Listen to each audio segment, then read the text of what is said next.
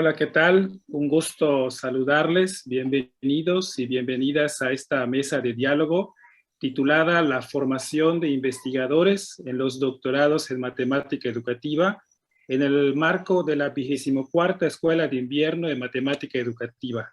Esta actividad forma parte del seminario de doctorado, el cual se desarrollará durante la EIME, durante 2 sesiones de 4 horas cada una. La mesa está dirigida a estudiantes de doctorado que decidan participar en la EIME en el seminario de doctorado y será el punto de partida de reflexión, análisis y discusión para las sesiones de trabajo. Pues bien, a continuación mencionaré quienes hoy nos compartirán con su mirada, su experiencia y amplio conocimiento y que sin lugar a duda dará pie al inicio y desarrollo de la discusión el día de hoy en el seminario. Les pido que al escuchar su nombre, mis colegas, nos compartan brevemente sus saludos, lugar de adscripción, especialidad y línea de investigación o campo de trabajo. En primer lugar, la doctora Gabriela Buendía. Gracias.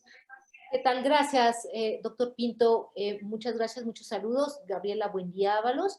Soy doctora en matemáticas por parte de matemática educativa, perdón, por parte del Departamento de Matemática Educativa del CIMBESTAF, y hoy mi línea se refiere a la formación docente y tengo el gusto de participar en varios programas a nivel nacional y a nivel internacional que tienen que ver con la formación docente. Muchas gracias, doctora Gabriela. Doctora Gisela Montiel, adelante. Pues hola, ¿qué tal? Muchas gracias por esta invitación. Yo soy investigadora y actualmente coordinadora académica del Departamento de Matemática Educativa en el CIMBESTAF. Tengo mi grado de doctora en Ciencias en Matemática Educativa por el Instituto Politécnico Nacional y actualmente en el CIMBESTAF trabajo las líneas de investigación, construcción social de conocimiento matemático, entornos tecnológicos del aprendizaje de las matemáticas y fundamentos, historia y epistemología de las matemáticas. Muchas gracias, doctora Gisela.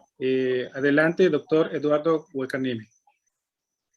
Gracias, Jesús. Mi nombre es Edgar Huacaneme, soy profesor de la Universidad Pedagógica Nacional en Bogotá, Colombia.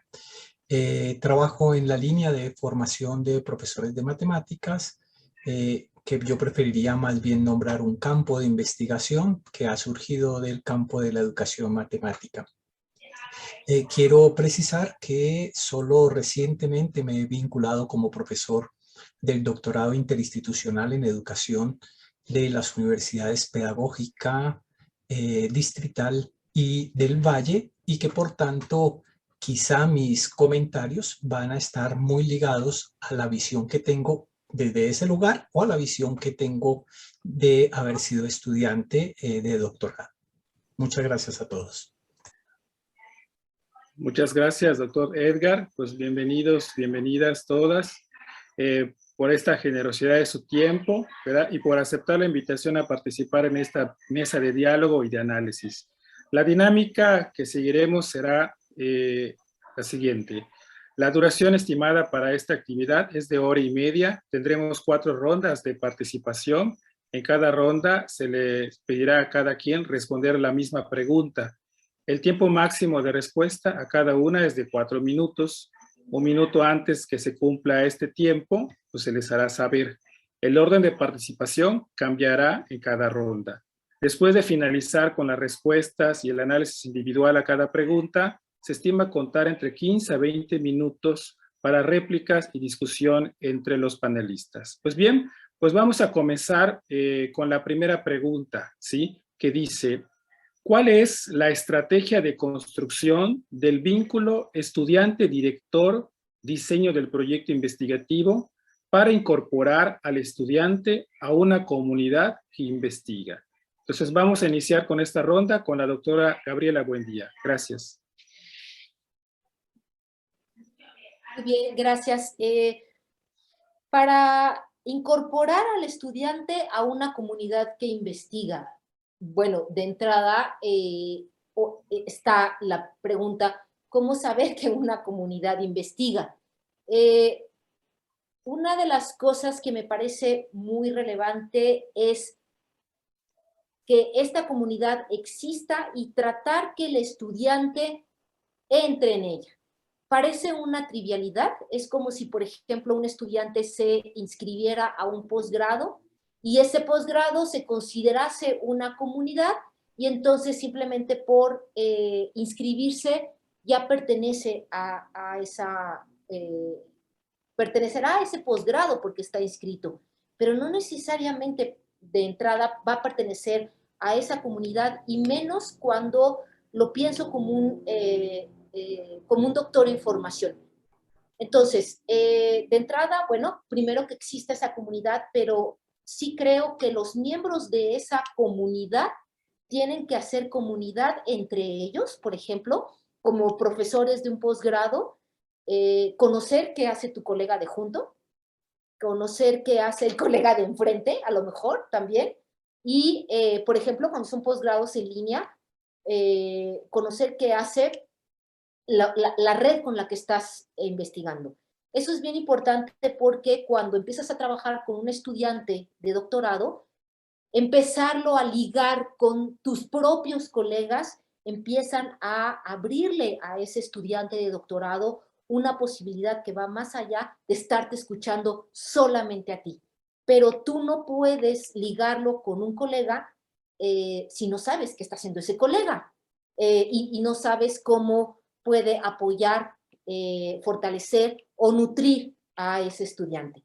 Entonces, primero crearnos como efectivamente comunidades donde como profesores o investigadores efectivamente sepamos y actuemos así en comunidad y desde ahí como un primer paso ayudar a tu estudiante a que interactúe, eso como decía, con tus colegas, pero también un poco más allá.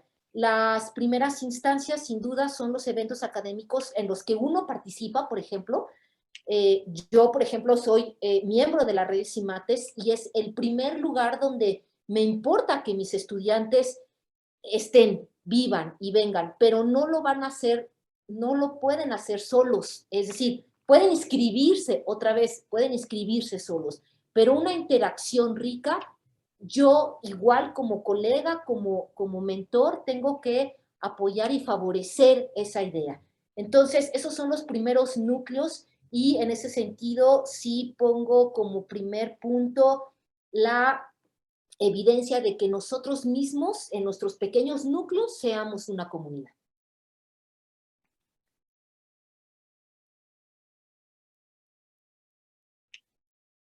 Muchas gracias, doctora Gabriela. Adelante, doctora Gisela.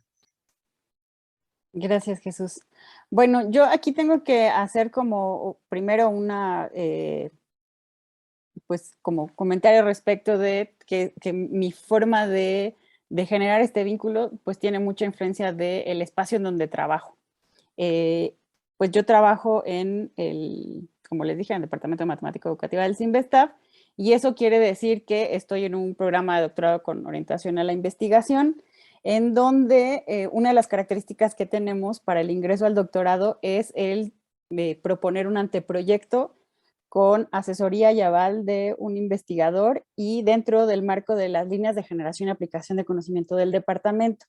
Entonces quiere decir que un estudiante cuando entra, ya entra con ese vínculo, o al menos una buena parte de ese vínculo, es decir, ya lo construiste, no es que se da a partir de ingresar al programa. Entonces, mi experiencia en los últimos años ha sido el de trabajar en el programa de doctorado con mis estudiantes de la maestría. Es decir, que vamos generando este vínculo desde la formación de la maestría. Entonces, me gustaría más como hablar de, ahora que soy coordinadora, qué tipo de consejos les doy a los estudiantes que me escriben, que tienen este interés de ingresar directo al doctorado.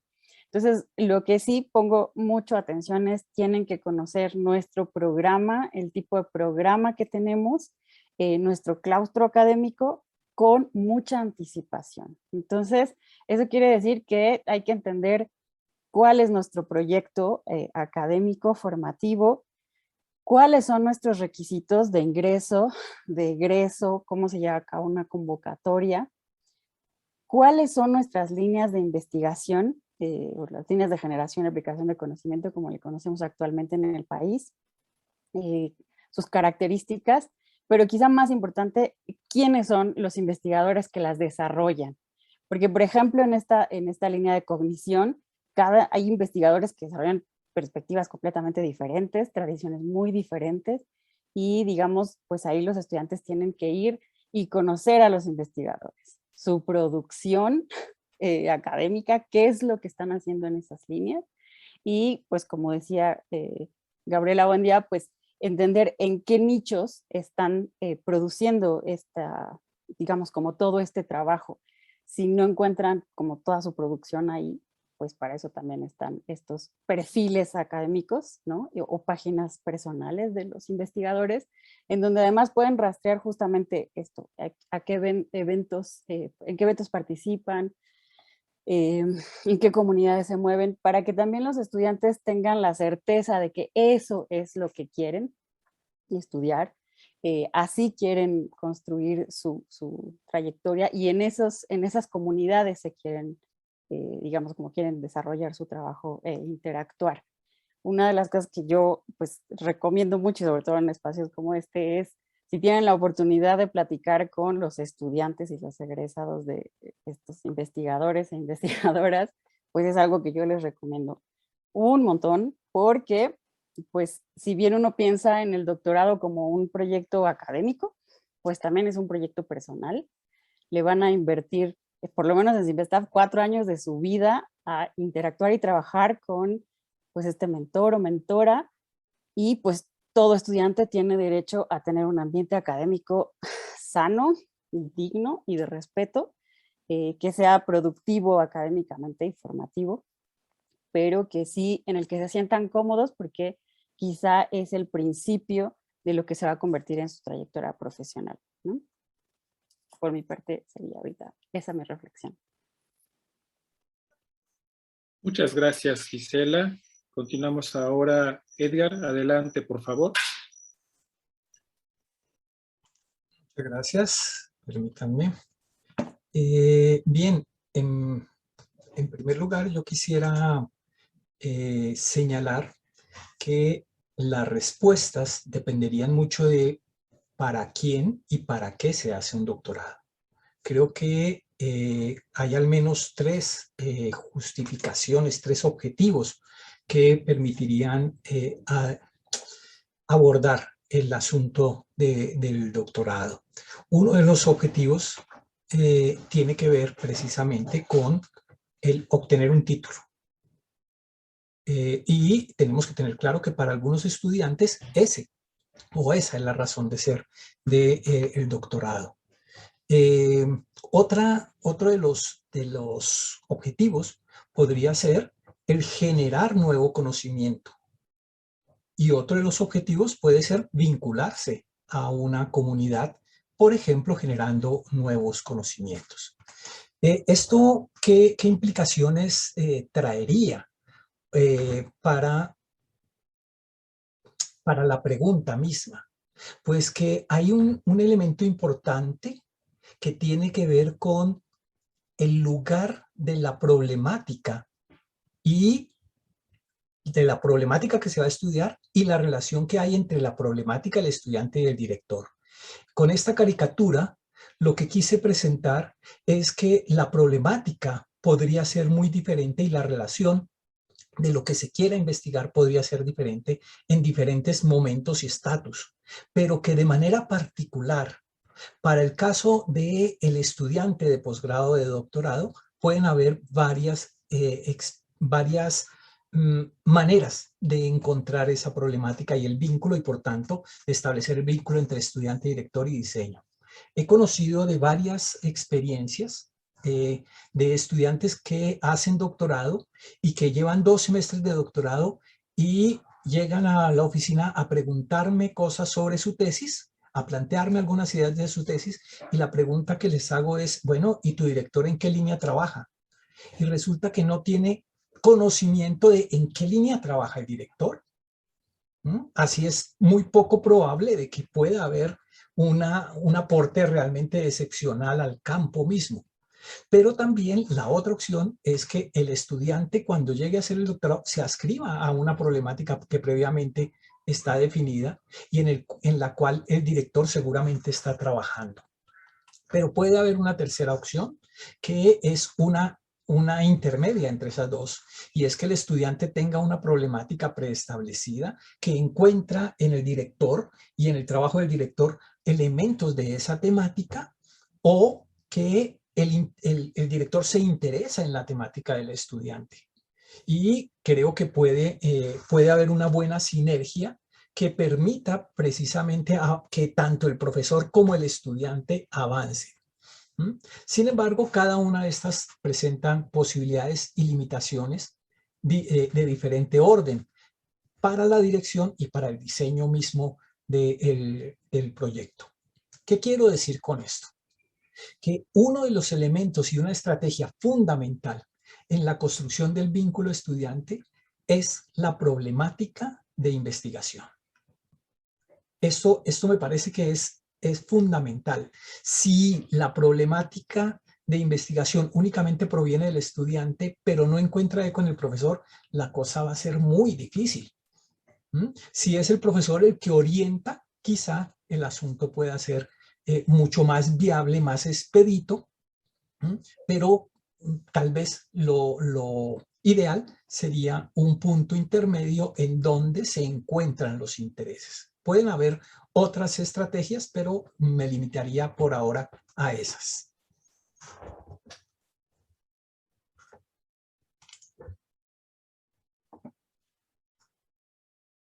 Muchísimas gracias, Edgar, también por tus aportaciones. Y bueno, ya comenzamos a identificar las diferentes aristas de lo que nos están diciendo los colegas. Y vamos a pasar a la segunda, que está muy relacionada con esta primera respuesta. La segunda pregunta es, ¿con qué estrategias se forma el estudiante a la articulación teoría-método, construcción de resultados? Y vamos a comenzar con Gisela. Adelante, Gisela, por favor.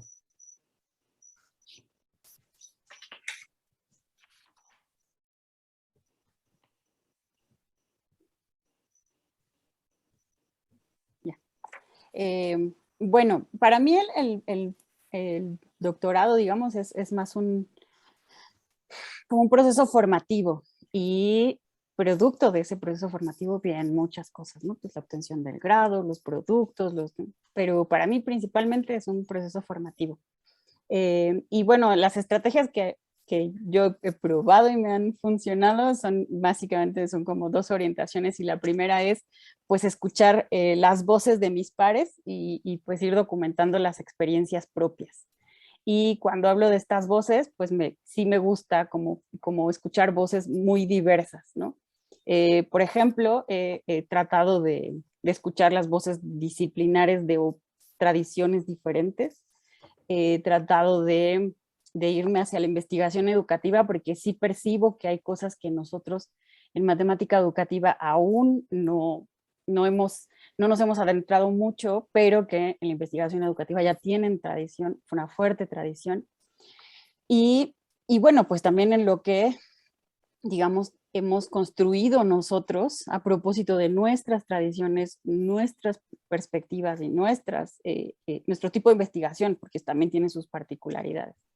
Y producto de ello, pues recientemente algunos de mis estudiantes, Diana Torres y Luis López, participaron en un libro haciendo y documentando justo eso, justo su experiencia en el proceso del planteamiento de su investigaciones bien particulares las dos, y a propósito de cómo hemos utilizado todos estos recursos para orientarlos y tomar estas decisiones en sus procesos de formación. Y creo que lo siguiente es siempre tener una orientación metodológica y entender esta orientación metodológica no como algoritmos, sino como el cuidado hacia las decisiones que vamos tomando, qué hacemos, cómo lo hacemos y cómo relacionamos nuestros diferentes momentos.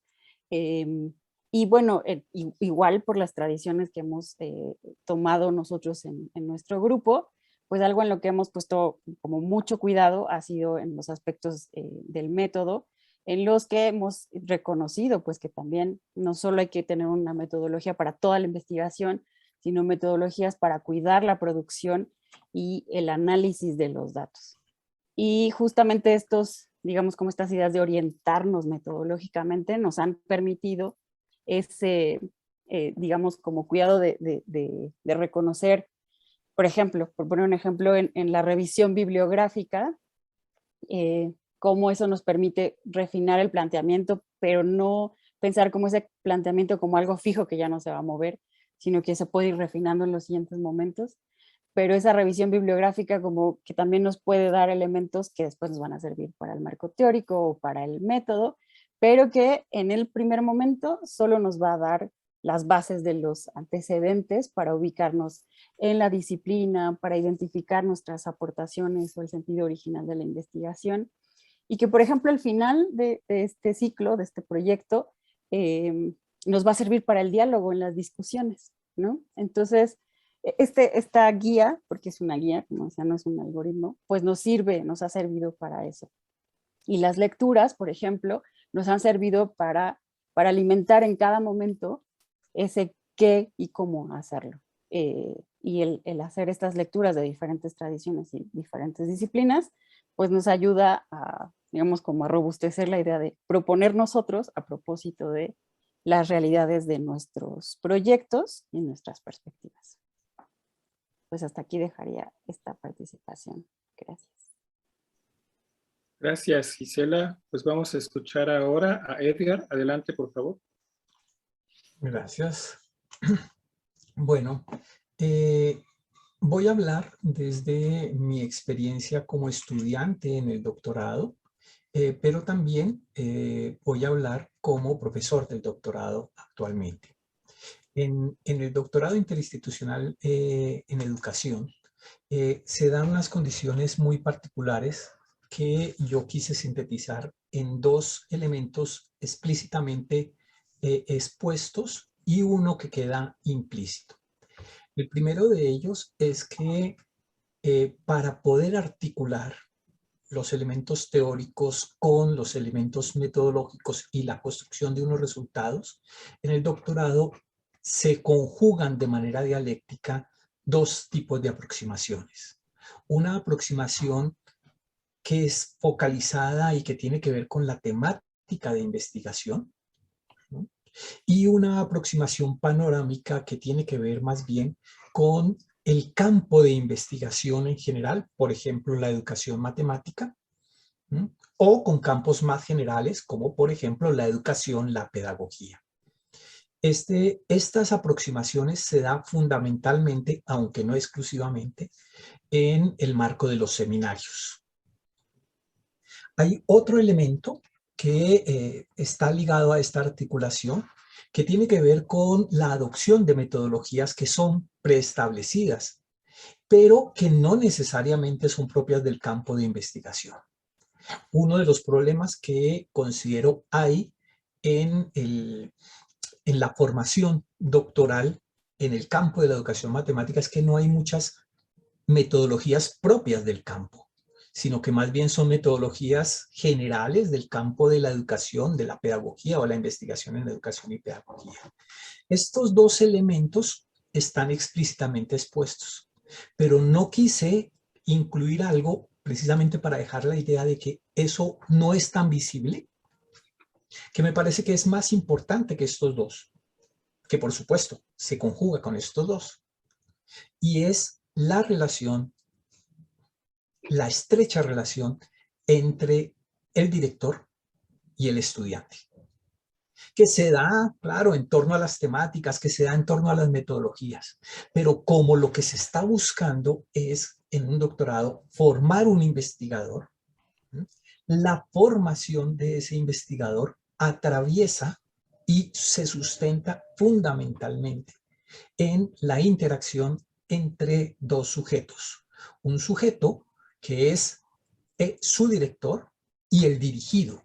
Y esta idea de director y dirigido tiene mucho sentido en el estricto significado de la palabra. Quien genera una dirección, quien le da una ruta, quien le va marcando esa ruta y quien va siguiendo la ruta. En el doctorado hay bueno, en Colombia tenemos grados de doctorado, una ceremonia especial donde se entrega el título y demás. Y en el doctorado específico, lo viví, hay una manera particular de expresión de esto que acabo de señalar. Al momento de ir a recibir el diploma, el director va delante del estudiante que se va a graduar. El estudiante va detrás. Luego de recibir el diploma, de manera muy formal, camina uno al lado del otro. Yo creo que esto es muy significativo, es profundamente significativo de lo que quise decir. Es en esa interrelación, en ese encuentro de subjetividades, en esa intersubjetividad en torno a una dinámica específica, construir una tesis, ¿cierto? Que se puede articular realmente estos discursos, estos elementos que están centrados para que luego, pues ambos se reconozcan como investigadores, seguramente uno apenas novato y el otro con mayor tradición. Eso sería lo que podría decir al respecto. Muchísimas gracias, Edgar. Ahora escuchemos la postura y opinión de Gabriela. Adelante.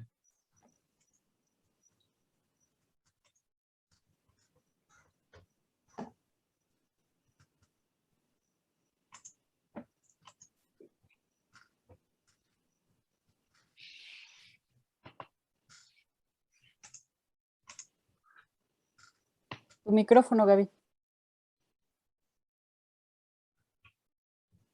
Listo. Esta pregunta tiene mucho sentido porque cuando yo pienso en los elementos de un trabajo escrito, de un trabajo académico, de una tesis de investigación, efectivamente estos tres elementos que nos mencionaron conforman el esquema básico de todo elemento, de todo producto de una investigación. Sin embargo, así, limpio, bonito y elegante, es cierto que solamente se ve cuando el producto está terminado. La verdad es que por eso es bien importante siempre distinguir entre un producto final, una tesis, y el proceso de hacer una investigación. Porque en ese proceso, más que efectivamente, como dijo la doctora Gisela, más que una guía, más que un algoritmo, así como paso un número 1, primero vas a pensar el estado del arte, y si no, no puedes pensar nada más.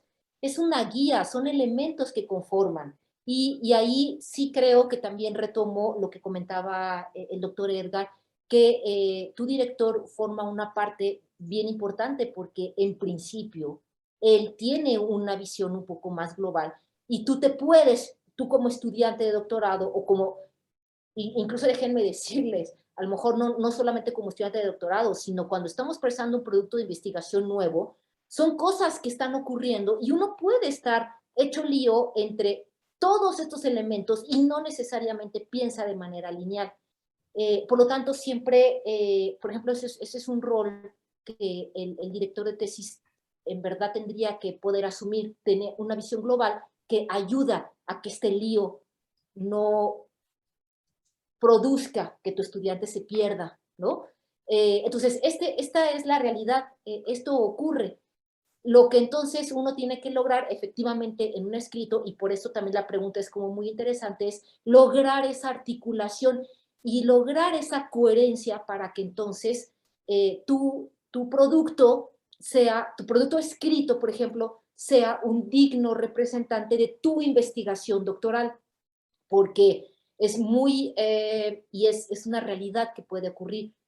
Realizas a lo mejor una investigación que te llevó efectivamente 4 años de tu vida y a la hora de lograr o buscar esta coherencia y esta articulación, resulta que tu producto es una cosa que no tiene ni pies ni cabeza y es una realidad que puede ocurrir. Ahora, esto importa mucho porque como un producto escrito final que uno va a leer, por ejemplo, la persona que lo va a leer, desde un revisor hasta cualquier lector, pues en verdad le va a producir una idea y puede no ser la idea que tú querías como estudiante que querías decir. O te va a comentar algo, te va a dar una retroalimentación y tú vas a decir, no, pero es que yo no quería decir eso. No, bueno, a lo mejor no era lo que querías decir, pero aquí está. Entonces, estas dos cuestiones me llevan a pensar siempre como en dos estrategias, a lo mejor se oyen muy pragmáticas, pero conforman esta idea de también estar en un proceso de investigación doctoral. Reconocer que tú, que cuando expones, por ejemplo, cuando hagas una defensa doctoral, de ninguna manera puede ser la única vez donde expusiste en un foro donde te cuestionaron, te preguntaron, te criticaron, te felicitaron, te echaron porras. No puede ser la única vez. Tienes que tener la oportunidad. Si no te la dan como estudiante, tú te la debes buscar, el grupo te la debe dar, para que haya muchas oportunidades de poner en juego esto, de cómo estás viendo estas articulaciones, cómo las expresas, cómo las escribes, cómo las presentas, cómo las justificas, cómo las argumentas. Y la otra estrategia pragmática es que también tu investigación doctoral, tu proceso doctoral, no puede quedar únicamente reflejado en una tesis final. Ahí después se va a tocar este punto, como hay momentos donde podrás escribir para una revista, podrás escribir para un resumen, podrás escribir en diferentes momentos donde de nuevo esta prueba, este ensayo, este error de articulación con unos otros elementos van ayudándote y van conformando esta experiencia al hacer un doctorado. Eso quería comentar por ahora. Muchas gracias, Gabriela.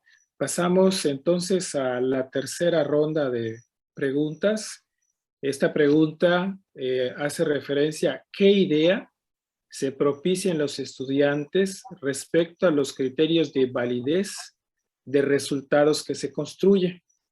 Y en esta ocasión comenzamos con Edgar. Adelante, Edgar.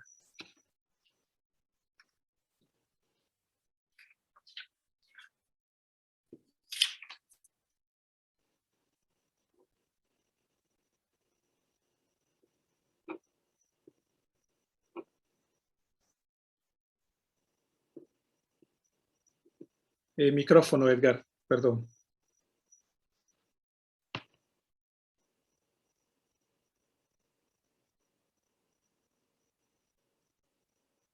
Todavía sigue apagado el micrófono, Edgar. Perdón, disculpen. Ahora sí. Entonces, decía que a mí la pregunta me llamó muchísimo la atención por el hecho de que está centrada en la idea que se propicia en los estudiantes. Esto es muy interesante porque de inmediato como que me ubicó como estudiante y me hace pensar en mis estudiantes. Y por eso quise comenzar respondiendo de manera no tan diplomática, sino más bien decir que uno de los criterios de validez es satisfacer al director y a los jurados. Y eso, yo sé que no está muy bien decirlo, pero esa es la idea que tenemos en su momento los estudiantes. Tenemos que convencer a nuestro director de que nuestro trabajo sí está bien hecho, que la tesis que formulamos es una buena tesis, ¿sí? E intentar que los jurados, cuando lean el documento, también tengan la misma percepción, ¿no? Y esto quise colocarlo porque tiene que ver mucho con las dinámicas que se dan en la aprobación de los trabajos de grado, ¿no? Hay un cierto convencionalismo en torno a cuando un trabajo de grado y cuando una tesis es realmente válida. Esto no tiene el elemento social, pero no es totalmente social, ¿cierto? No es para una comunidad amplia. Realmente basta con convencer a 3, 4, 5 personas y con eso te puedes graduar. Sin embargo, un poco ahora pasando a la respuesta un poco más diplomática, en la que yo creo que está el elemento central,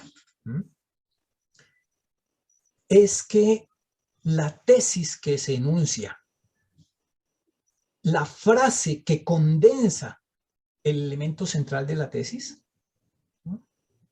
esté sustentada por una investigación hecha de manera sistemática y con el rigor que exige el campo de investigación. Yo creo que eso es lo fundamental. Y aquí yo quisiera enfatizar en que hay una diferencia sustancial, pero una correlación entre la tesis y la investigación. el proyecto de tesis doctoral se hace es para encontrar a través de la investigación los elementos que evidencian que la tesis que al final uno formula puede tener un gran valor y validez. Me parece que eso es lo importante. El doctorado que busca formar investigadores y que busca producir conocimiento, lo que pretendería es que el estudiante doctoral al final diga algo nuevo que aporte al conocimiento. Los jurados y el director van a estar atentos para preguntarle y para decirle, ¿usted cómo se atreve a decir eso? Y el estudiante tiene que poder mostrar que lo dice porque tiene una investigación que sustenta la tesis. Y esa investigación es hecha con unos ciertos elementos de rigor, sistematicidad, que le dan valor a su tesis, que le dan valor y soportan la investigación. Me parece que esos son los criterios de validez centrales en un trabajo doctoral. Bien, hasta ahí mi respuesta. Muchas gracias, Edgar. Continuamos con Gisela. Adelante. Bueno, yo voy a ampliar esta idea de satisfacer al jurado, porque, bueno, nosotros estamos viviendo un fenómeno de estudiantes que no se pueden graduar aún después de satisfacer al jurado, porque, no en el departamento, en el centro, pero creo que es un fenómeno institucional, porque los estudiantes no tienen su requisito de la publicación científica, ¿no? Entonces, ahí entra, yo creo que una pregunta bien interesante, y es, entonces, ¿qué o quién valida una investigación si ya un jurado de investigadores está dando su aprobación? Y si en teoría estamos aprobando una investigación bien hecha, ¿qué sucede que no se está pudiendo comunicar en los espacios de publicación científica? De hecho, yo en mis revisiones, estas para escuchar un poco las voces, en mis revisiones sobre asuntos metodológicos, sí reconozco que actualmente las comunidades que más se están ocupando de eso en la formación doctoral son las comunidades del norte global, y una buena parte de los documentos que están haciendo están orientados a la publicación científica. Y no solo en términos de por la publicación, sino que están cuidando justamente estos elementos para reconocer a la investigación y su comunicación. Más que pensar en la publicación científica en el artículo, se está hablando de la investigación y sus elementos de comunicación, qué es lo que estamos evaluando de las investigaciones.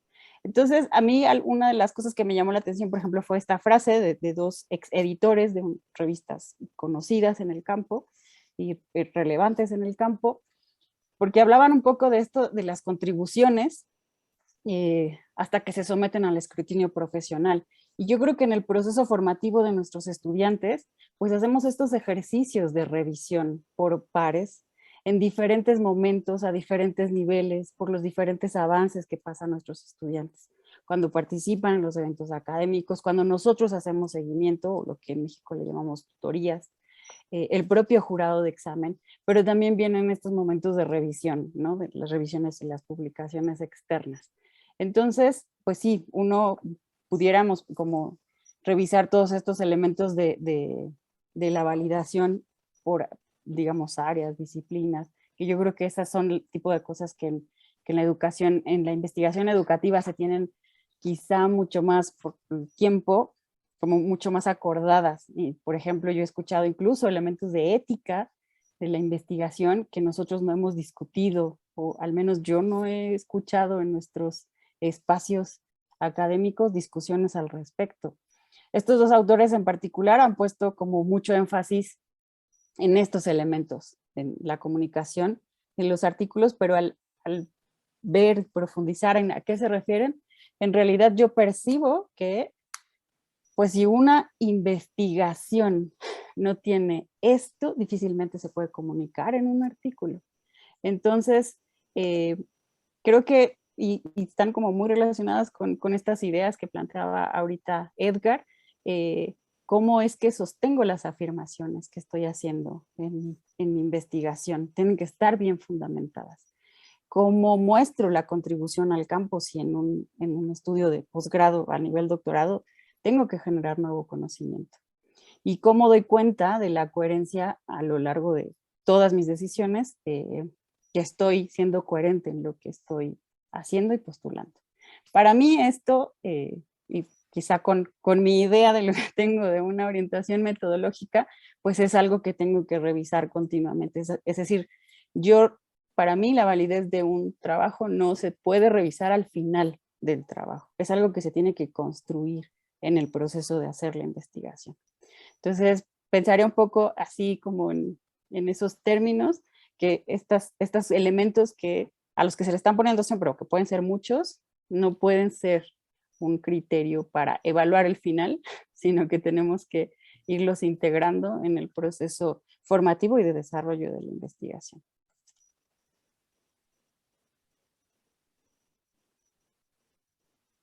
Bien, muchísimas gracias, Gisela. Adelante, Gabriela. Gracias, Jesús. Bueno, esta pregunta me hizo reflexionar muchísimo porque pudiera hablar, cuando hablo pienso en criterios de validez, pudiera hablar con todo el rigor teórico de la disciplina o incluso desde la educación misma o incluso desde lo que pudiera significar el pensamiento científico o. Ya justo mis colegas pusieron como en escena lo difícil que puede ser entender, reconocer o afirmar que un resultado es válido.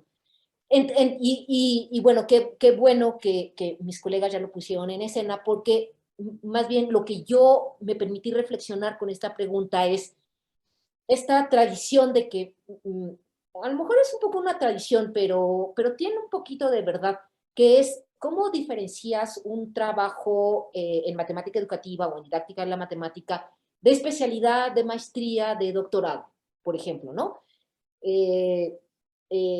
Pues no sé, el resultado de especialidad, pues es un profesor, por ejemplo, que a lo mejor se acerca a su aula y sabe mirar su aula. La maestría, bueno, muestras que sabes hacer investigación, y en el doctorado muestras que sabes hacer investigación, pero produces una idea original, novedosa, diferente, propositiva. Y entonces, claro, cuando tú vas oyendo eso, el estudiante de doctorado, yo no sé sinceramente cómo me animé o cómo nos animamos y cómo los estudiantes se animan, porque como yo, humilde humano, voy a hacer un resultado original, novedoso, que nadie jamás en su vida haya pensado. Cuando yo, por ejemplo, directora de tesis, siempre les digo a los estudiantes, sobre todo de maestría, de especialidad, que todavía están como pensando que van a proponer el agua caliente, el hilo negro, que lo que ellos van a pensar, desarrollo de la función trigonométrica a partir de el péndulo. Es como decirte, ¿qué crees? En este mundo, alguien ya dijo algo respecto a eso. Y entonces yo más bien aquí, pensando y obligándome a pensar en esto del criterio de validez, yo nuevamente recurrí a la pregunta que siempre me hago. Entonces, si todo el mundo dice que una tesis doctoral es una idea original, propositiva, nueva, novedosa, bla, bla, bla, al final de cuentas es preguntarte, ¿en dónde está lo inédito de una investigación doctoral? Y esa palabra inédito es como muy bonita porque, aparte de que suena elegante, precisa. ¿En dónde está lo inédito? Y un poquito Edgar ahorita comentó, dijo, bueno, algo tiene que tener de novedoso. Entonces yo dije, ahí está la respuesta. En el algo, es algo,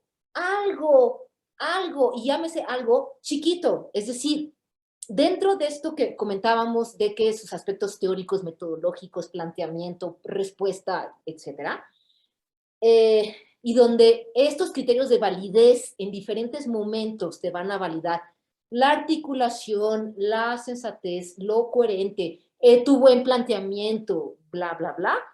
La pregunta general es, ¿en dónde está lo inédito?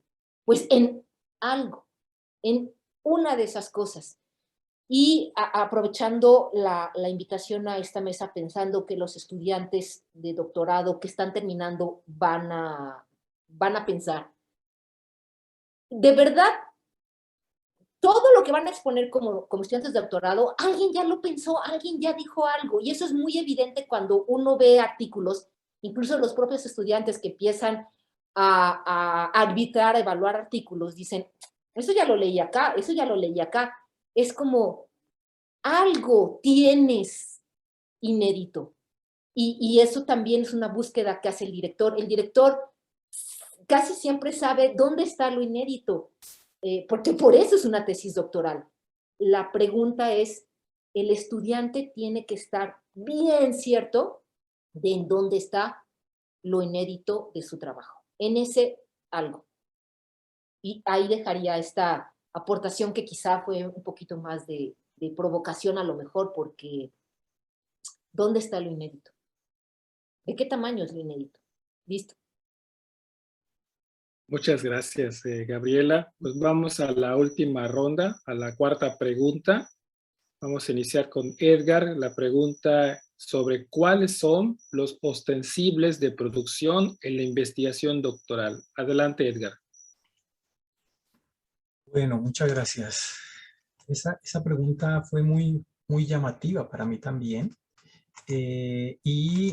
Digamos que también, al igual que la anterior, voy a intentar dar una respuesta elemental, pero que tiene que ver con mi primera intervención.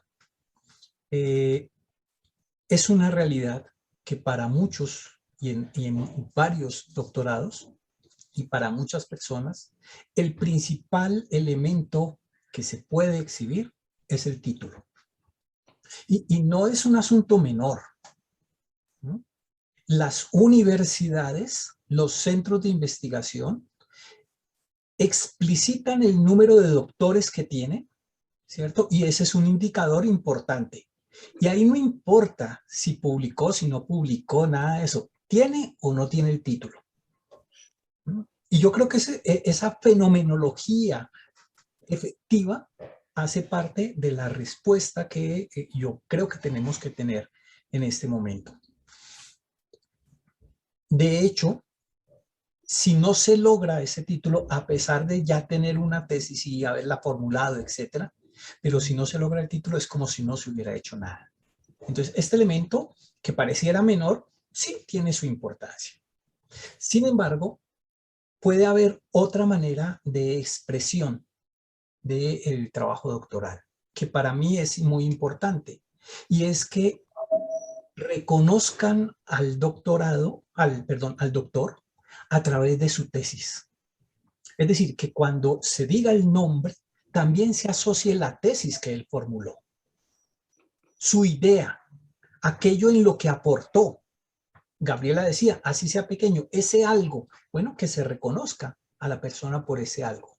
No solo por la temática, sino por lo que dice, por el contenido mismo de su tesis, del enunciado de la tesis. Y por supuesto que hay otro elemento que es fundamental y es su vínculo con la comunidad, que estaría representado en la tercera gráfica que quise poner ahí. Pero de manera muy particular, yo quisiera señalar que lo ostensible tiene que ver y está juzgado a través de los hábitos de la comunidad. Es decir, no es un asunto libre, es un asunto que está arreglado socialmente. Y entonces, particularmente que su tesis sea aceptada como válida y que tenga un impacto en la misma comunidad, parecen ser los dos elementos centrales que podríamos exhibir, ¿no? Que se podrían hacer ostensibles. Claro, eso requiere que haya una divulgación, que la divulgación se dé en revistas, que se dé en los eventos, que se dé en las diferentes estrategias o ámbitos que la comunidad ha generado para ello, ¿no? Pero esto no necesariamente garantiza el impacto.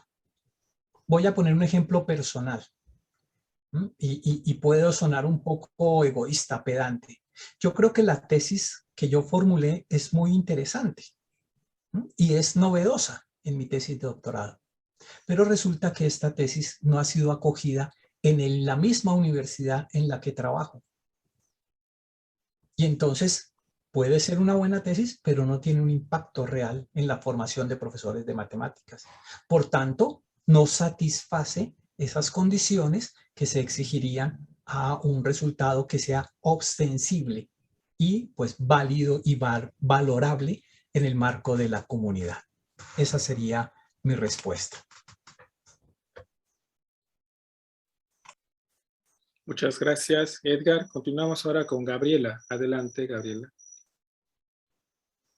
Sí, en realidad pareciera haber una confusión, o al menos muchos de mis estudiantes y algunos colegas lo hacen, es una confusión entre la publicación científica en general de una persona con su tesis. Me refiero un poco a antes de graduarte. Efectivamente, una tesis difícilmente va a poder ser el único producto ostensible de un estudiante. No, no, no, no te compro una formación doctoral que solamente se enfoque en esa parte de ahí. Necesariamente tiene que haber muchas partes escritas previamente, porque recuerden que en una tesis, bueno, perdón, recuerden porque a veces pienso en los estudiantes, no recuerden ustedes, porque ustedes muy bien que lo conocen. En una tesis doctoral no está ni queda todo lo que hiciste en tu tesis doctoral, en tu investigación doctoral, no queda en ese documento. Tú sabes mucho, mucho, mucho más. Bueno, en principio, como un producto, todo eso mucho más debió haber sido, por lo menos, un artículo. Hoy hasta podemos pensar una entrada en un blog científico, una infografía, qué sé yo. Hoy hay muchas maneras.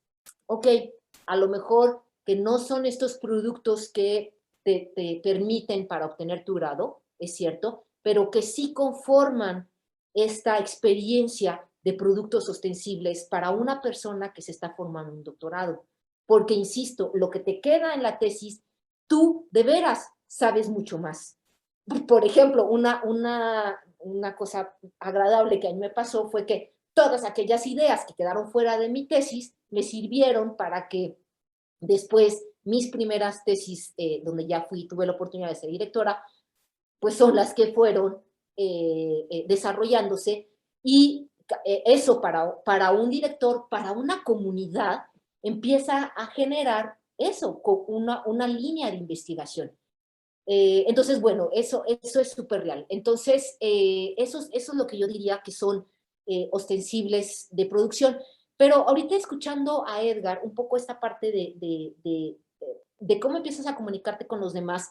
Y la doctora Gisela también hizo mucho énfasis en esto de la revisión por pares. Bueno, de repente dije, ¿por qué esta parte en la formación doctoral, por ejemplo, de un estudiante que está por graduarse, por ejemplo, que ya hizo su predoctoral, que ya está un año que ya sabe que este año se gradúa? Cuando esa persona empieza a evaluar artículos, porque habemos muchos editores que justo creemos en que ya tienen que empezar a evaluar artículos.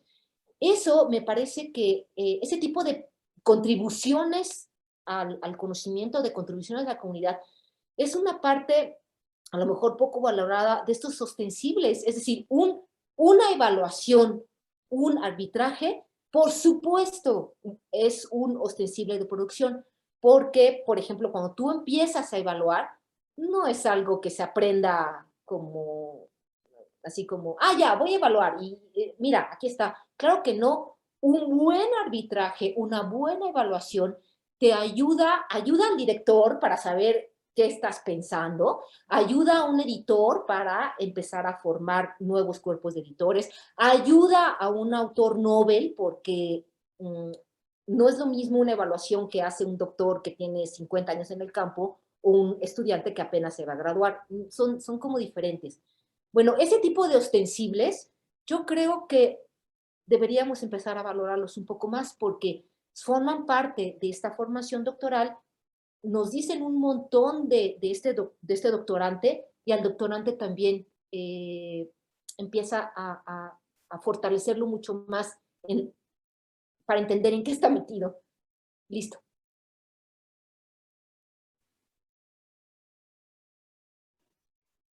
Muchas gracias, Gabriela. Y bueno, cerramos esta cuarta pregunta con la participación de Gisela. Adelante. Gracias. Pues qué bueno que me dejaron al último, porque ahora sí me voy a pasar de mis 4 minutos, no voy a tomar los de Crisol. Yo sí me voy a ir por una ruta algo distinta, a propósito de pues, algo que me pasó y que me tocó hacer una transición ahí como compleja, que empezó con esto que conocemos todo como acceso abierto, pero que ha dejado de ser el acceso abierto que nosotros conocemos, ¿no? Y pues por ahí Gaby también ya entiende que el acceso abierto ya no es que tengamos nuestros artículos en PDF ahí en la web, pero que ahora es solo la punta del iceberg de un paradigma que está cambiando muchas cosas y que aún no lo tenemos en la disciplina, que quizás se tarde, pero que va a empezar a generar ciertos cambios y ciertos movimientos ahí, y que para mí es importante que lo entendamos. Quizá muchos de los colegas que ya tienen pues una trayectoria sólida, pues no les toque, pero a sus estudiantes sí, y nos corresponde formarlos para este futuro raro, ¿no? Quiso poner ahí como los elementos esenciales, fíjense que les llamen esenciales, quizá haya más y cambios más profundos, pero yo solo resalté aquellos que tienen que ver con los datos, que me parece que están haciendo los cambios más significativos y que están exigiendo a la ciencia ser transparente en todas sus decisiones y todos sus momentos de acción.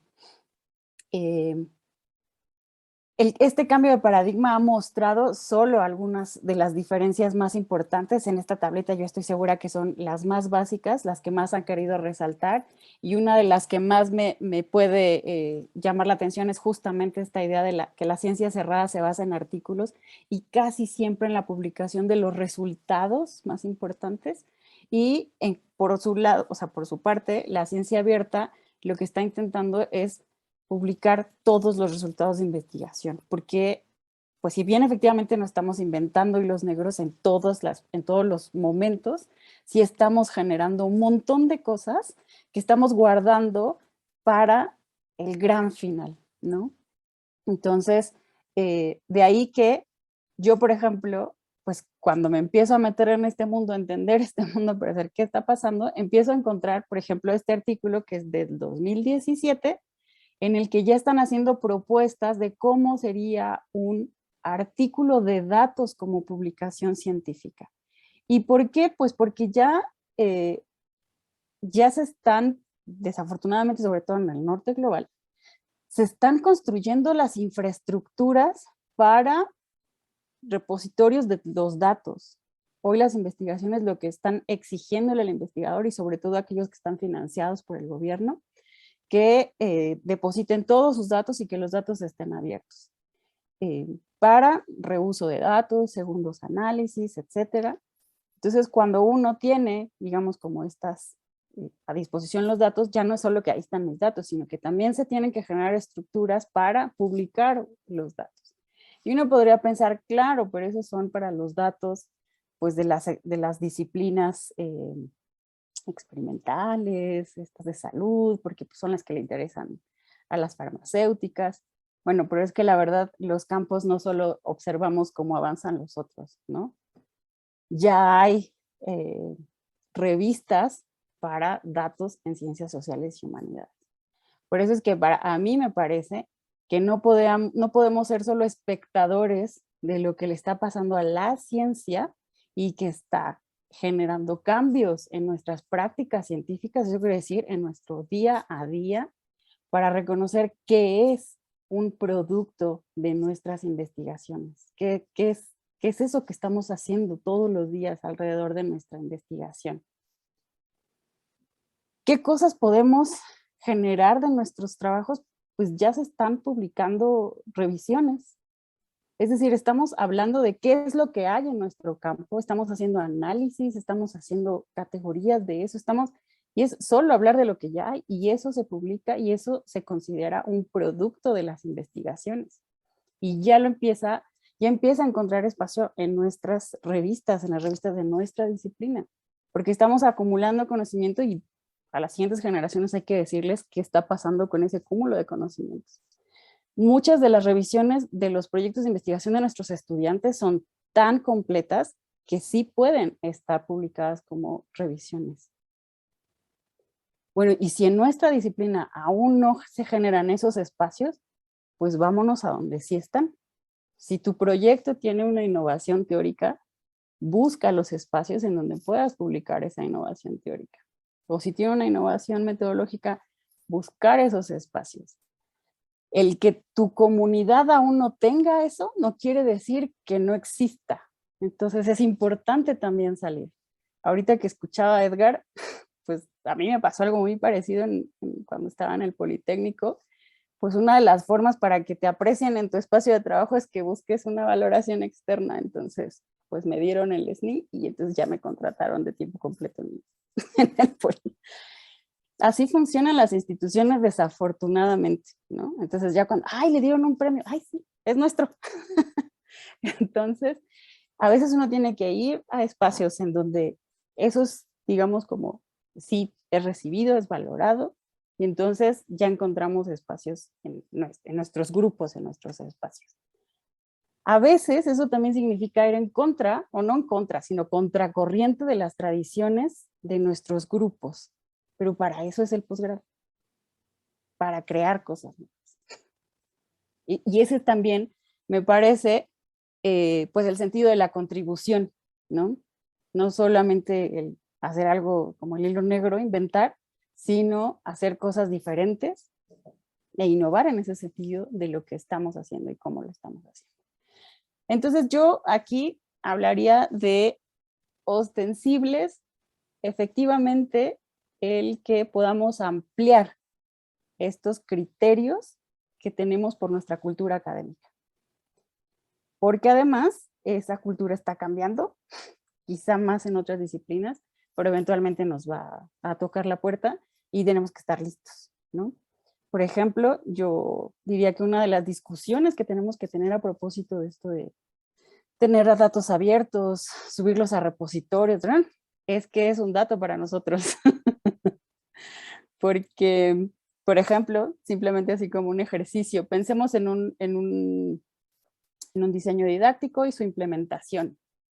Todo eso que se produce ahí, no todo es dato para todos. Cada uno, según las perspectivas, el objeto de estudio, hace una selección, ¿no? ¿Qué compartiríamos nosotros? ¿Esa selección? Porque eso solo nos importa a una perspectiva, a un objeto de estudio. Si nuestro objetivo es que eso se reuse para hacer, por ejemplo, diferentes investigaciones, ¿tiene sentido que yo comparta mis datos o que comparta los registros de toda la experiencia? O sea, son cosas que a mí me gustaría que discutiéramos, pero difícilmente las puedo discutir con una comunidad que en su cultura de hacer investigación no está pensando en esto, ¿no? Bueno, allá afuera eso es una realidad. En nuestra disciplina todavía no. Ya empecé a leer algunos, digamos, estos escritos de metodología del norte global. Gente que, si bien no comparte, sus datos los usa durante muchos años, que esa es otra, digamos, como otra cultura también, ¿no? El producir datos no para tu proyecto de doctorado y bye, sino para una trayectoria de investigación de la que puedes producir un montón, porque tus fenómenos son tan complejos que lo que tienes ahí te da para investigar muchas cosas. Bueno, con eso cierro mi intervención. Gracias.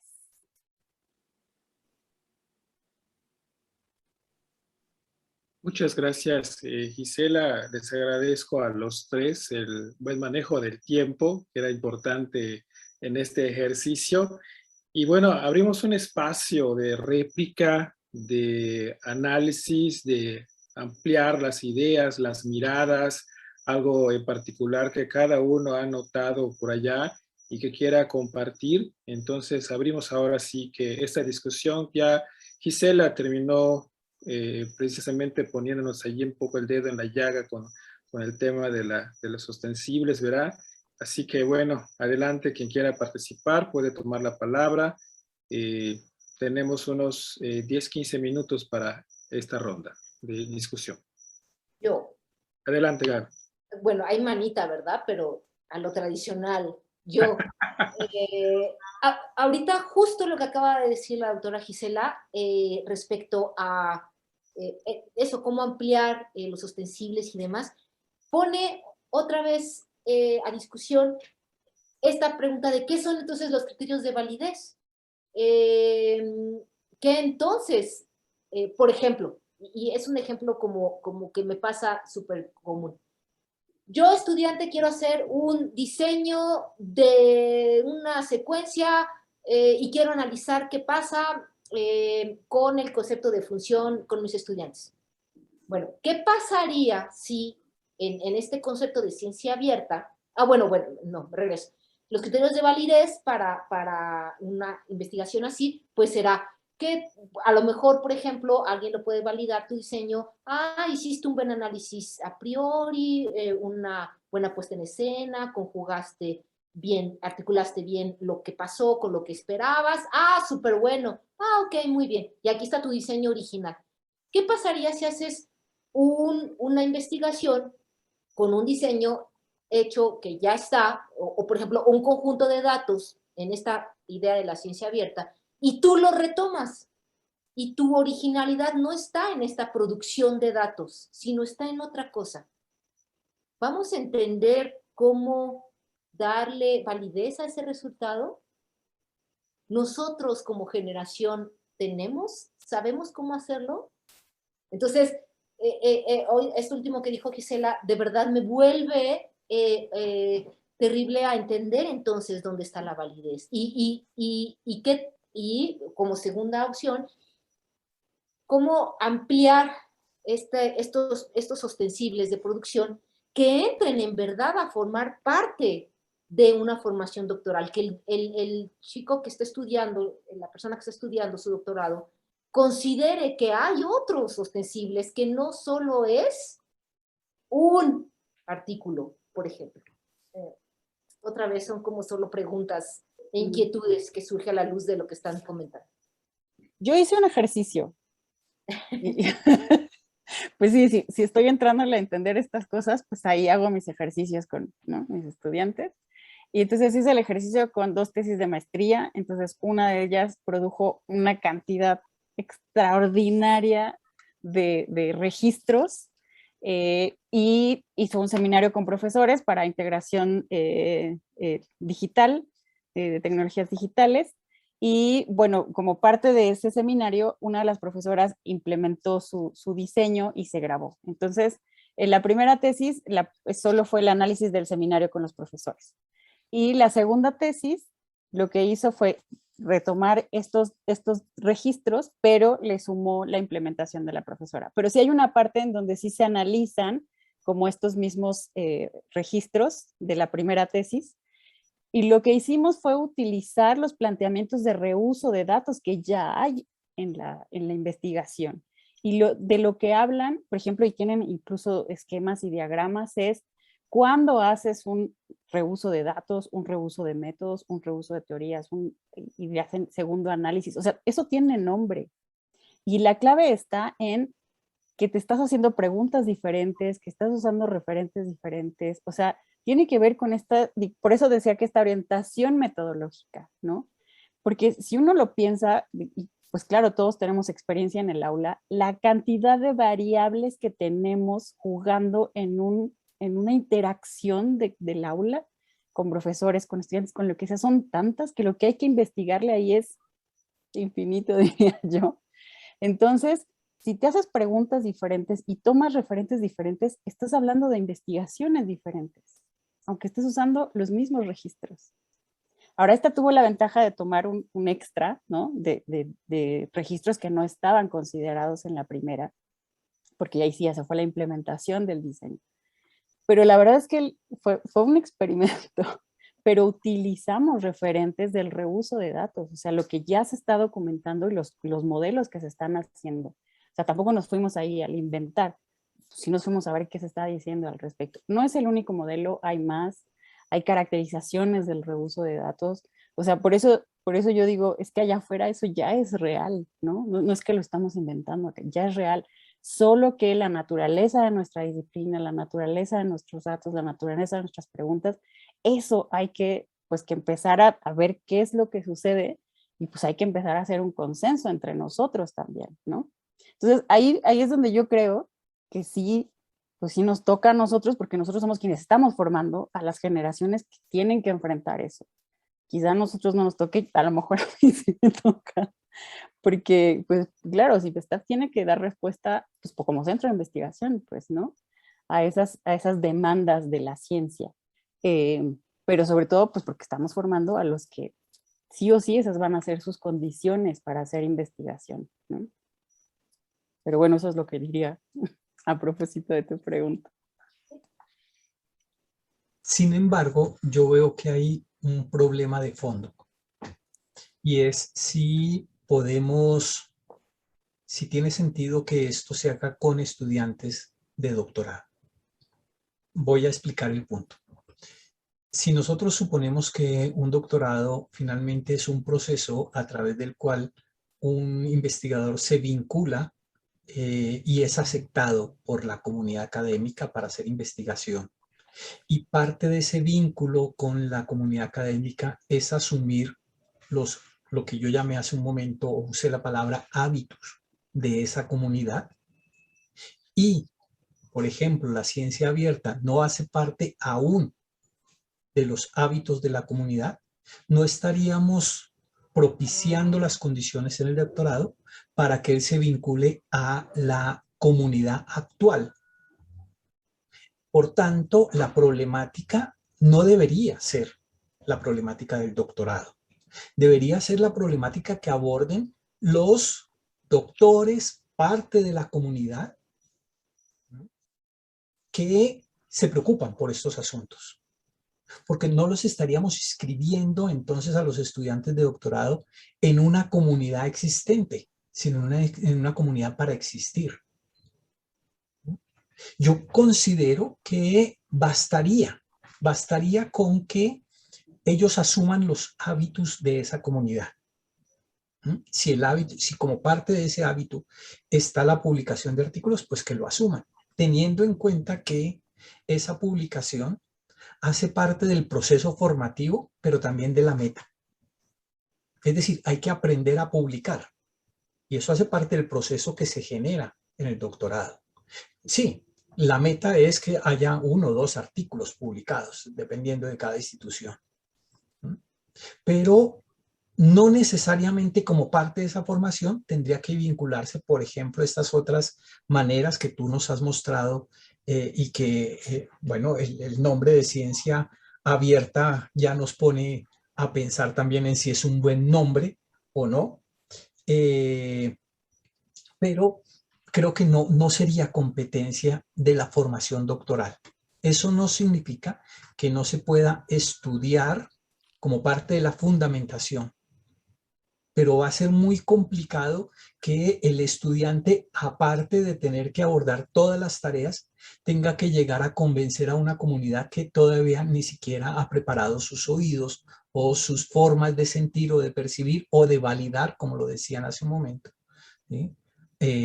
Pues porque no hace parte de su quehacer habitual.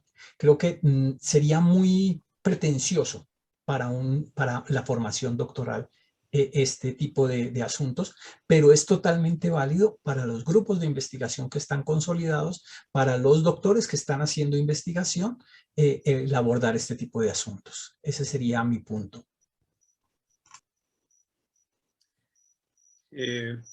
Muchas gracias, Edgar. Quiero lanzar una pregunta, no sé si es muy provocadora. Hay demasiadas cosas que creo que quedarán de mucho interés y discusión con los estudiantes, ¿no? Así que, y la pregunta tiene que ver con, o sea, con la respuesta número 3. ¿Qué ideas se propician los estudiantes respecto a los criterios de validez? Y yo me pongo a pensar, bajo la actual tendencia, no sé, en Colombia, Edgar, esta cuestión de que tienes que ser investigador, tienes que ser SNI, tienes que ingresar a SNI y tienes que escribir como loco y como desesperado. Entonces pareciera ser que la meta, porque yo he escuchado a estudiantes del doctorado, de matemática educativa inclusive, y ya egresados, el aspirar a ser el SNI, porque sin el SNI no soy nada, y cuando soy del SNI, lamentablemente, como dice Gisela, allá hay una situación terrible del sistema, ¿sí? Que a veces se contamina el hecho de que eres el SNI, bienvenido, no eres del SNI, bye bye, que te vaya bien. Pero yo pondría como otra de las ideas, así como ustedes ponen así, ¿será que también esa idea está prevaleciendo en los estudiantes y qué efectos esto está teniendo?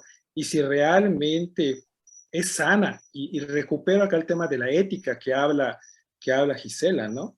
Me parece que el tema de la contribución, ¿dónde queda? El tema del impacto, ¿dónde queda?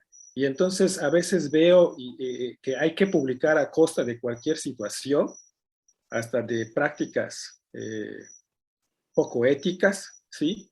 Para poder cumplir con esa finalidad. Y entonces, ¿pero de qué manera contribuyes tú como investigador en el ámbito, habiendo tantos problemas? No sé si me explico, me gustaría conocer su punto de vista. Gracias. Pues yo creo que la razón por la que se construyen es porque se las transmitimos y porque la ven, o sea, la viven, ¿no? Todo el tiempo. Y porque conforme se van terminando y van acercándose estos procesos, por ejemplo, las convocatorias, ¿no? De contratación de las instituciones, pues está de forma explícita. Si no tienes el SNI, que tengas la producción para tener el SNI. Y que tengas ciertos tipos de publicaciones, ¿no? O sea, entonces, no es algo que les surja así de ideas, sino es porque está, ¿no? Y porque es una realidad. No es lo más sano, no lo es. Y yo creo que empieza a convertirse en un problema ético, ¿no? Yo no sé si solo en el país, me parece que, pues por lo que yo veo un poco en el panorama internacional, aunque son muy pocas las instituciones o los países, ya empieza a ser un tema de preocupación en algunos sistemas, algunos incluso ya están cortando relación con las editoriales a propósito de lo que les cobran, ¿no? Por el acceso. Y entonces al cortar con esas editoriales, al romper, empiezan a cambiar sus esquemas de evaluación a sus profesores, porque pues si ya no voy a comprar esas revistas, pues no publiques ahí, ¿no? Porque pues ya no vamos a estar alimentando este sistema, que es un vicio en realidad, ¿no? Estás publicando ahí porque te pido que publicas ahí, le pago para que publiques ahí, le pago para acceder a ellos, les pago para que todo el mundo, o sea, es un vicio a beneficio de las editoriales, ¿no?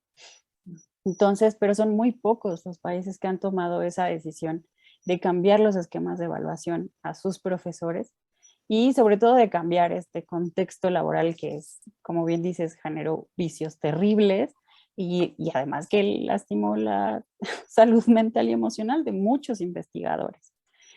Desafortunadamente para eso se necesita también cambiar un poco la cultura que tenemos en los sistemas educativos, en los sistemas científicos y eso pues requiere de un montón de trabajo que nos pongamos de acuerdo. Por ejemplo, recientemente nosotros en el CIMBESTAF tenemos uno, que estoy segura de muchos, problemas sobre acoso y hostigamiento, ¿no? Una demanda. Y entonces la gran defensa al investigador es pues su productividad y su renombre. Y la pregunta que a mí me surge es ¿qué dice de nosotros como sociedad, como seres humanos, que tengamos mucho más valor hacia la producción académica que hacia el valor moral de un trabajador, de quitémosle que es investigador? de un trabajador, ¿no? Claro, pues es que lo que hemos hecho en las instituciones es condicionar tu empleo a producción, artículos, citas, ¿no? Y lo otro no nos ha importado nada, ¿no? Entonces, ¿qué es lo que dice de nosotros como sistema? El que no tengamos un equilibrio entre el valor de las personas y estos esquemas de exigencia de productividad, ¿no? Entonces, pues hay que trabajarle mucho al respecto. Y pues por eso hablaba yo un poco de que veamos también los procesos de formación, no solo como un asunto académico, sino también como pues, un asunto personal, el formarnos humanamente como las personas que tenemos que cambiar pues esto que está pasando, ¿no?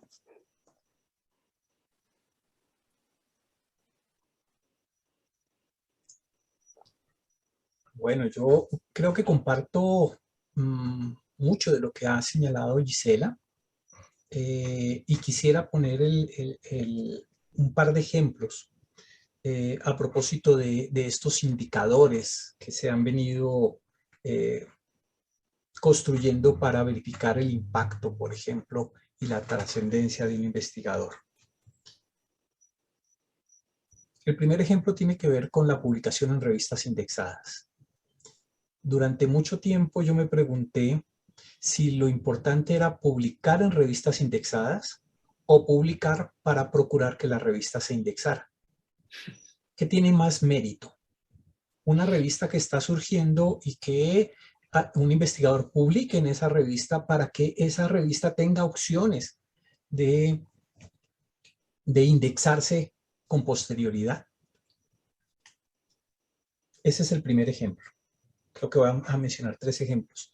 El segundo ejemplo tiene que ver con un mensaje que un investigador muy reconocido le envía a otro investigador muy reconocido, que lo envió por error a una lista de correo en la que yo estaba, y en la que le dice, palabras más, palabras menos, traduzcámoslo a tal idioma, reescriba usted lo que tenemos en este artículo y lo publicamos a nombre de los dos.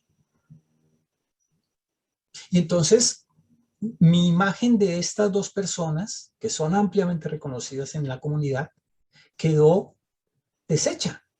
Y ellos, que eran en cierto sentido una referencia de lo que quisiera hacer yo, de dónde quisiera publicar, pues me dejó totalmente atónito y se me desmoronó esa idea y esa valoración de las publicaciones como un elemento de impacto.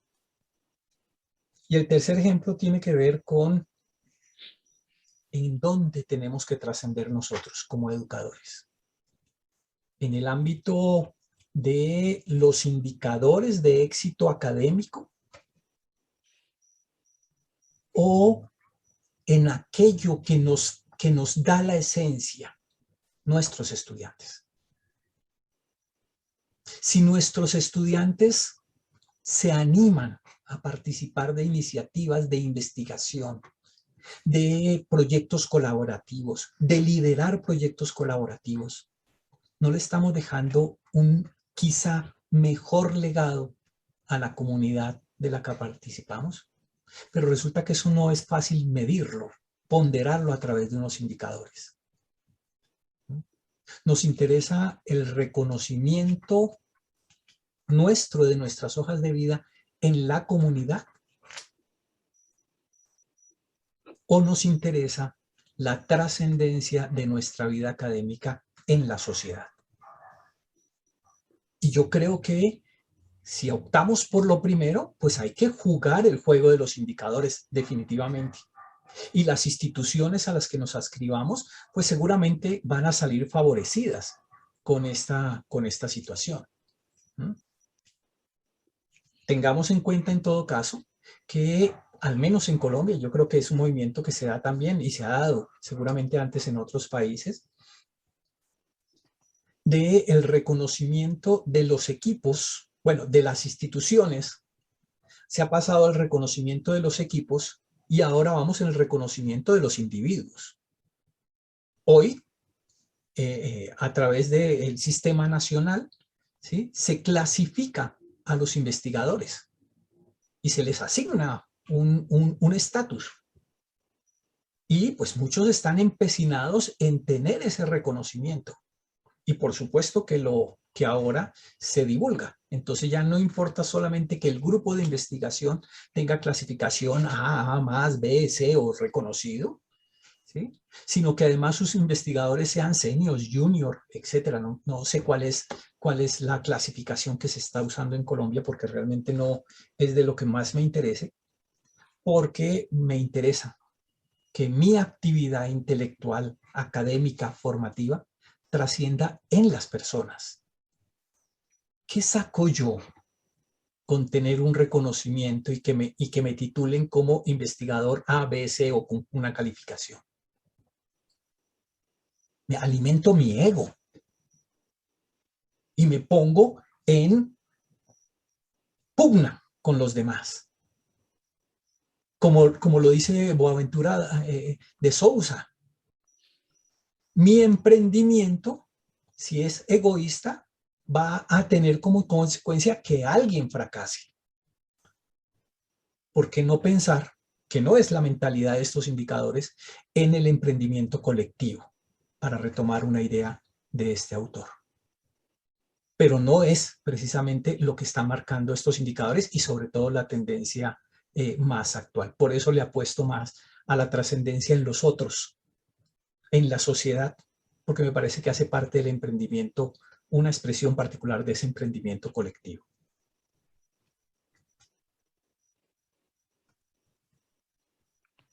Yo quisiera, no sé si Gabriela quiere comentar algo, pero voy a lanzar otra pregunta para que no me quede con las ganas.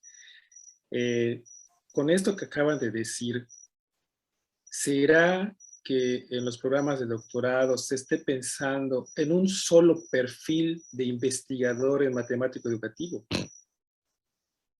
¿Será que sí? Puede ser que no nos estemos dando cuenta, o puede ser que ahorita con esta discusión podamos poner algunos elementos, porque yo recuerdo que en el objetivo general de los programas siempre dice así: formar investigadores de alto nivel reconocidos, taca, taca, taca, taca, taca, taca. Pero yo coincido con ustedes esta parte de la esencia, esa parte de retornar a la sociedad y darse. Y poder contribuir a la mejora de la calidad de vida de los seres humanos. Porque es rescatar nuestra esencia, ¿no? Pero ante esta idea, puede ser que estemos cometiendo un error, ¿sí? En pensar que solo hay una sola manera de ser investigador educativo, investigador de matemática educativa. Y luego, pero hay otras maneras. O sea, yo conozco otras experiencias y creo que nosotros nos podemos incluir entre esa diversidad, y necesitamos diversidad también de perfiles para poder atender las grandes problemáticas que enfrentamos, ¿no? Sí me gustaría saber su punto de vista sobre esto. Fíjate, Jesús, que justo un comentario, porque más bien es un comentario que yo iba a hacer, más bien tiene que ver mucho con lo tuyo, porque yo ahora, por ejemplo, yo pienso mucho en mí. Yo me digo investigadora en matemática educativa, pero porque hago investigación, o sea, de verdad hago investigación.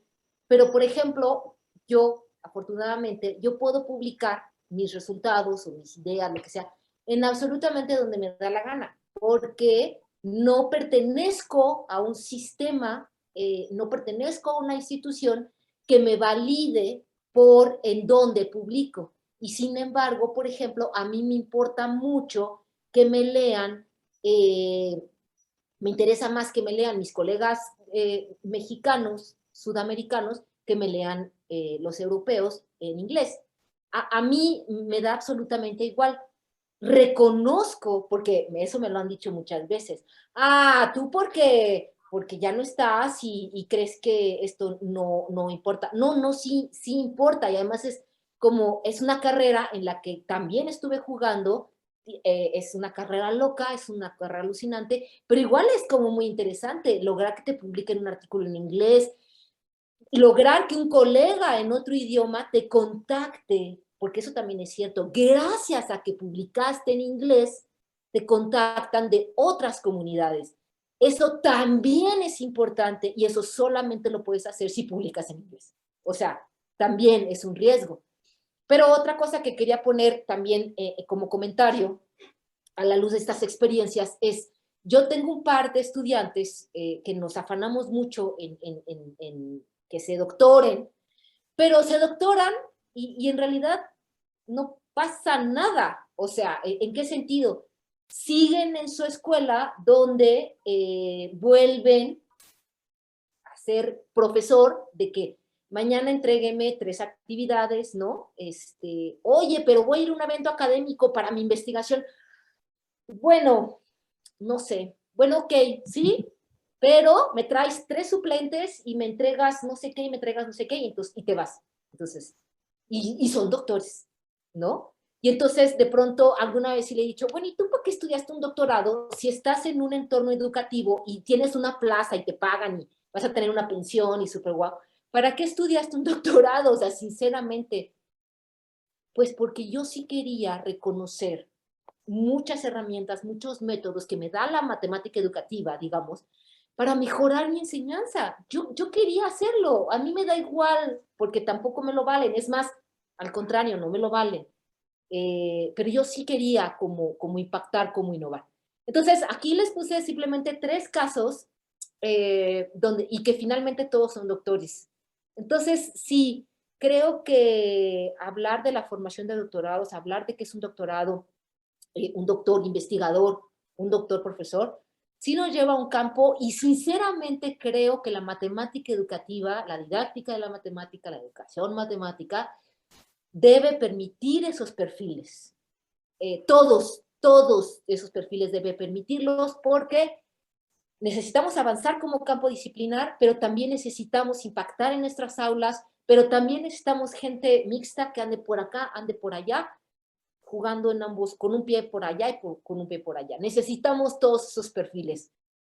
Si no, como campo disciplinar no vamos a avanzar, si no, no vamos a estar a la vanguardia de las discusiones que tenemos, pero si no, tampoco vamos a acabar de entender la realidad de nuestras gran diversidad de aulas que tenemos en México y en Latinoamérica.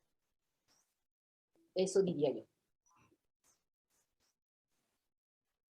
Gracias. Sí, yo estoy de acuerdo y de hecho yo, por ejemplo, acabo de doctorar a un estudiante que igual regresó a su escuela y me dijo, difícilmente yo voy a continuar con estos ejercicios de publicación, iré a los eventos, pero no en esta actividad. Me dice, pero mi escuela, mi espacio de trabajo es el laboratorio para cuando ustedes lo necesiten. Entonces, claro, pues es una colega que tiene esa sensibilidad respecto de qué significa hacer investigación en un aula. Entonces, pues es alguien con quien podemos trabajar esas fases, por ejemplo, que yo como investigadora en el Sinvestav no tengo y que mis estudiantes cuando se vienen de tiempo completo, por ejemplo los del extranjero, pues tampoco tenemos, ¿no? Entonces, claro, si empezamos a diversificar además estas oportunidades que tenemos cada uno en sus espacios, creo que lo que hacemos es pues eso, tener un colectivo mucho más rico, ¿no? Que pensar que todos tenemos que estar ahí en una oficina escribiendo papers. Pues no. O sea, y yo creo que eso nos lo va dando justamente el que empecemos a generar espacios formativos que respondan a nuestras realidades, ¿no? Nosotros en México en particular no tenemos espacios para este perfil de investigador, ¿no? Así que tenemos que construir espacios apropiados para dar respuesta a nuestras necesidades y además a lo que tenemos, a los recursos que tenemos. Y eso nos tiene que llevar a poder valorar la actividad y los productos que cada uno de ellos puede y tiene oportunidad de construir en esos espacios, ¿no? Y entonces ahí es cuando ya empieza a diversificarse porque pues, no todos vamos a publicar artículos científicos, ¿no? Obviamente. Entonces sí me parece que pues está llegando como este momento de transición en el que tenemos que vincularnos más con las necesidades de nuestro sector, al que se supone que tenemos que dar respuesta con la investigación, ¿no? Bien, gracias. Edgar, ¿quieres comentar algo? Sí, quería comentarles una experiencia que se dio en Colombia y pues es que es relativamente reciente. como parte del apoyo que da el Estado a la formación de profesores, se les propuso a los profesores que hicieran doctorado y que les apoyaban parcialmente con los gastos de matrículas y demás, e incluso que les condonaban préstamos que les hacían para esto. Los profesores aceptaron, varios profesores aceptaron y comenzaron a hacer sus trabajos de doctorado.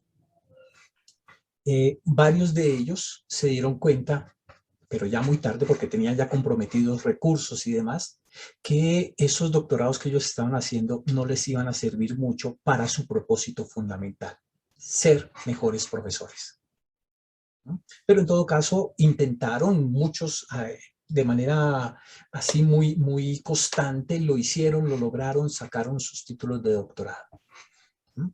Pero si las condiciones que ellos tienen en sus instituciones no se modifican, pues no van a poder hacer lo que se supondría que fue para que los prepararon en el doctorado, que puedan hacer investigación, en sus aulas. Pues por una razón muy sencilla: ¿con qué tiempo? Porque no hay en el país, en la contratación de los profesores de la educación básica y media, o secundaria y media, no hay las condiciones para que ellos puedan hacer investigación. Los profesores que trabajamos en la universidad tenemos unas mejores condiciones a propósito de ese asunto, pero los profesores de secundaria no. Entonces el problema no es solo de formar digamos, en la diversidad, sino también de si la sociedad acepta la formación en esa diversidad.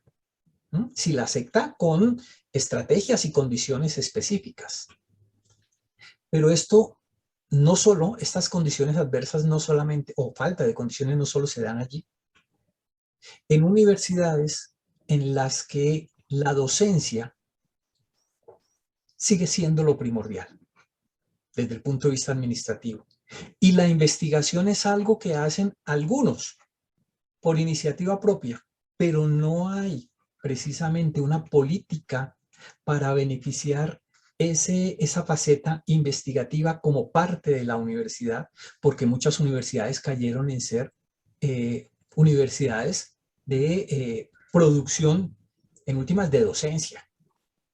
Y ni la investigación ni la extensión, que son las dos misiones adicionales a la docencia, terminan siendo un elemento sustancial porque no tienen políticas. Entonces los investigadores, las personas que asumen, que se gradúan como doctores, llegan a estas universidades a hacer docencia. Y lo único es que, como lo decía antes, al momento de las evaluaciones por parte de pares para establecer la categoría de un programa o de la misma universidad, se lista, tenemos tantos doctores, pero no hay política investigativa. Y esa política investigativa coarta la acción del profesor que tiene doctorado, al igual que lo hace en el caso de los colegios como el que mencioné hace un momento. Muchas gracias, Edgar, y bueno, gracias a los tres. La verdad es que es un gusto escucharles, compartir ideas, que de esta manera enriquecemos y aprendemos sobre lo que cada uno está haciendo. Así que les agradezco esta participación. Y si les parece, les doy un minuto para emitir alguna conclusión ya para cerrar, ¿no? Quien quiera puede tomar la palabra y expresar su conclusión. Adelante.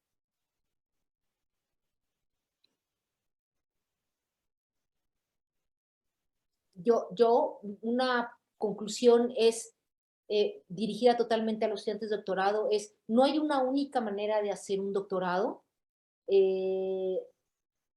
Sí, confía en tu director, confía en tu comunidad, pero tú siéntete que vas a ser doctor, ok, como comentamos, con perfil acorde a lo que tú eres, pero asúmelo, asume tu investigación como algo propio, no solo para que la lleves a buen término, sino en verdad también para que goces el proceso. Ese sería mi comentario final. Gracias, Gabriela.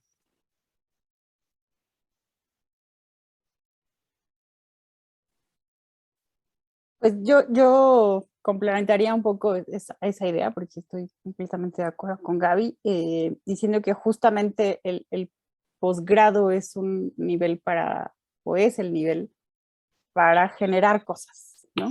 Para construir cosas, para dejar volar la imaginación. Si esperamos a tener las condiciones ideales para todo, nunca vamos a hacer nada.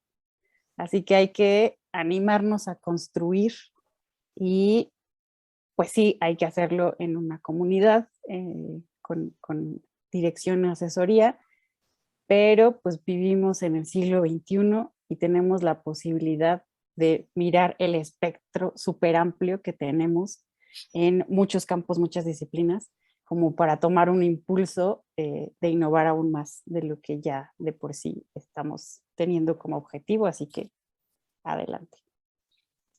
Gracias, Gisela. Edgar.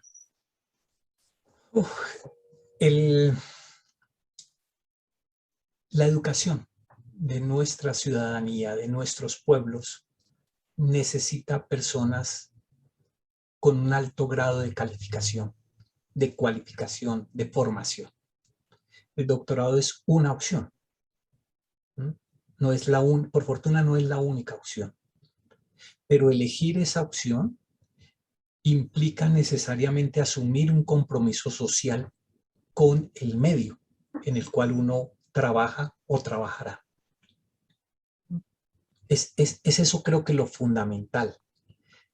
Más allá de recibir el título, me parece que es el compromiso que el título mismo conlleva y que la formación conlleva. Creo que eso es lo realmente importante.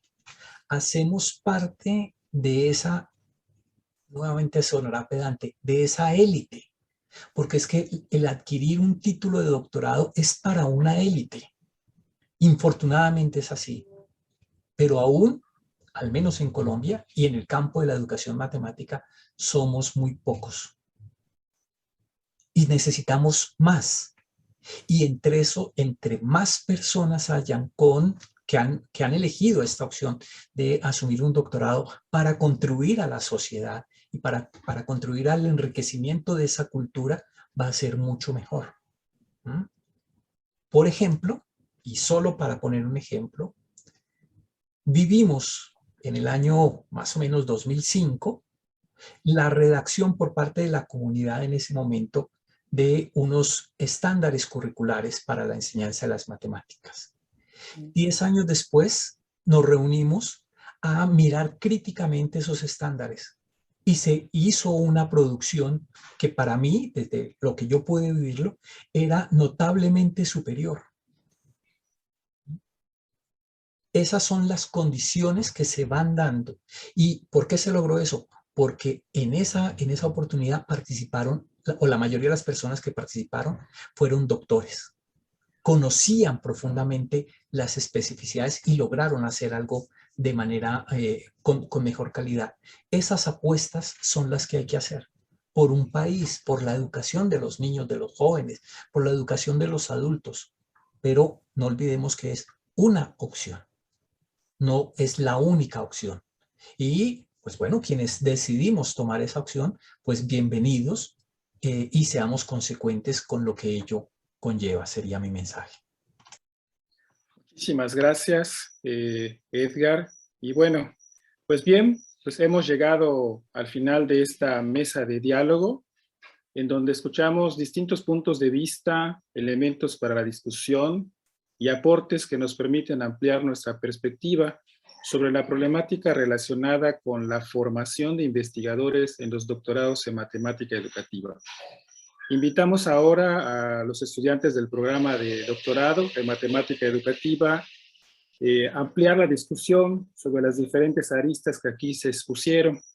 Para ella, pues les recomendamos que después de escuchar activamente y reflexionar sobre las respuestas emitidas por los especialistas, respondan el formulario de Google, el cual deberá ser resuelto en la fecha ya estipulada por la organización.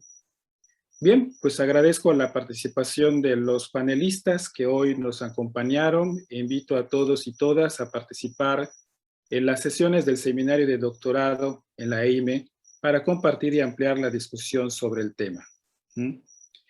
Por mi parte, eso es todo. Que estén muy bien. Hasta la próxima.